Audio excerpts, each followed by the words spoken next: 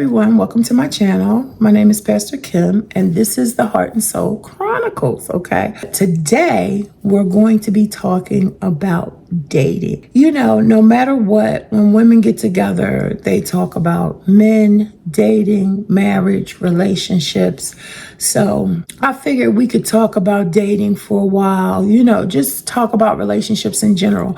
I do have a Zoom group called Let's Talk About Love, and that is based on how to love God, how to love yourself, and then how to love others. Again, I want to talk about this topic because I feel like a lot of Christians, particularly younger Christian females, there's like no happy medium when it comes to dating. They either just date freely and date outside of the boundaries of Christianity and hope for the best, or they wait and wait and wait and wait and wait and wait and wait on God to send them somebody based on the scripture, the man that finds a wife finds a good thing. Sometimes scripture is taken out of context. When you look at that scripture, it has so many different points of view.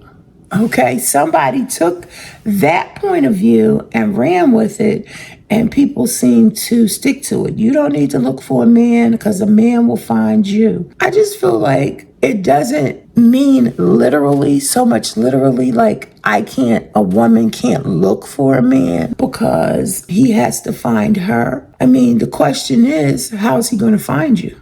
Okay, so you might say, well, okay, I'm not going to look. But the question is, how are you going to be found? And if you go to a church and it has a small congregation, or no matter what the size of the congregation, if there are only 10 saved men and about 50 women, then yes, that man definitely has the pick of the litter. Excuse my analogy. It's just a lot of pressure on females, to me, when it comes to dating, particularly for those who really want to find a decent man.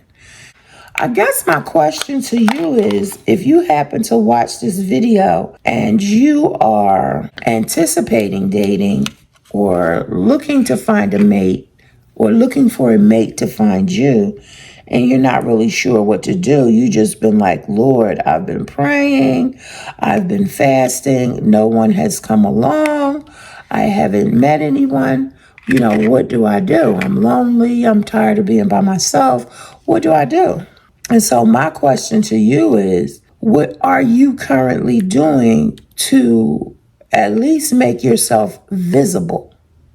Because in my opinion, you cannot be antisocial and just expect someone to come and find you, pick you out of a crowd. Well, first of all, if you're not in a crowd, but just, you know, pick you out somewhere and say, the Lord told me you were my wife. In this day and age, that has to be an absolute godsend. You will have had to have been praying, fasting, the whole 9 yards, you know, to have enough discernment to know that if somebody came and said that to you, that it was genuine and it was from God. Well, wouldn't the Lord tell them that also? If the Lord told me that somebody was going to be my husband, wouldn't the Lord tell that man that as well? You know, we have to use wisdom, we have to use discernment, and most of all, common sense, okay?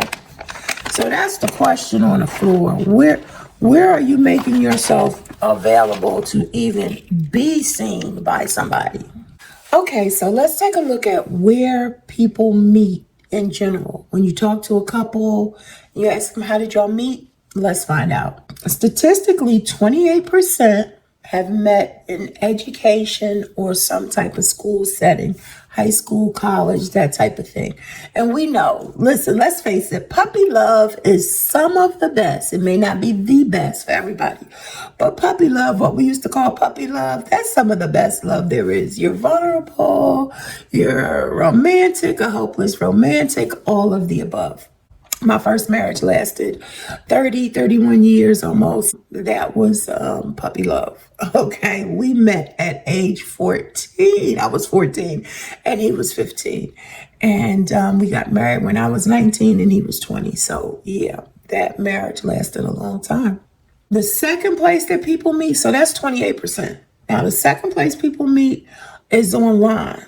27% of people meet online, okay? I'm surprised it's not higher, to be honest, because 10 years ago, that's where I met my second husband, online. And I don't know how popular it was 10 years ago as opposed to now, but yeah, a lot of people are afraid of online dating. I feel like online dating is just like you go somewhere to meet a person because, they're just afraid, oh, it's online dating. Well, most of the time, if you're going to date somebody, it's going to be local. So they probably live in the same city or not too far where you can, get together and meet. It's no different than when you meet somebody at the grocery store or at a bar or anything like that, because you still have to take the time to get to know the person. The only difference is when you first meet online, you're talking or texting and exchanging information without meeting the person. And for me, the longer you go before you meet that person, the greater the possibility of disappointment. Let me just put it like that. Because you have to be physically attracted to the person. And let's face it, the man definitely has to be physically attracted to you. Eve was presented to Adam, okay? And he was very pleased.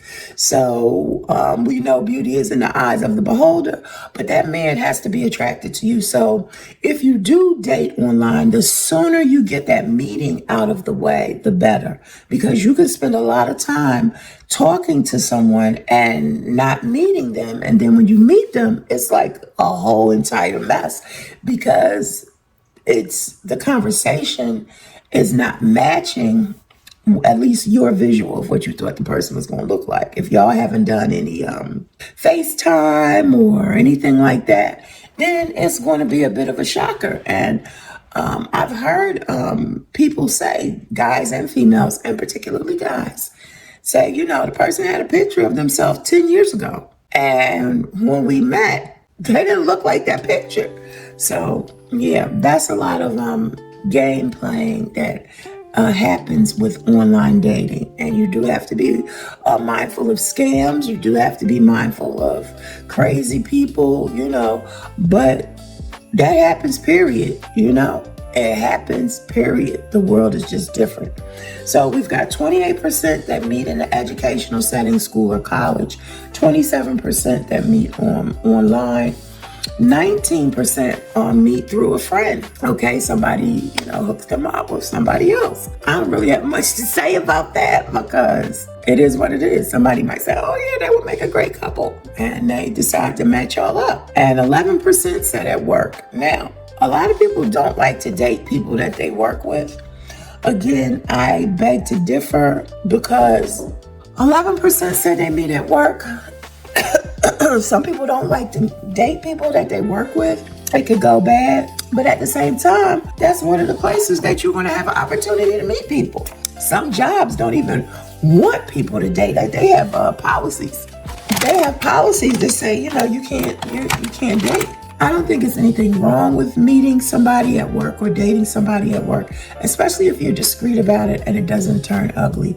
You have to set your boundaries up front as to, what you guys are going to do and how you're going to do it. Yeah, I think you should make yourself available, particularly female, to get out there and give yourself a chance to meet people. If you like this content, if you like talking about this topic, please like, comment, and subscribe, and leave me a comment below. And if you have any questions, leave a comment below. All right? I will talk to you guys later. Have a blessed day, a purpose-filled life. Know that I love you with that agape love. Bye-bye.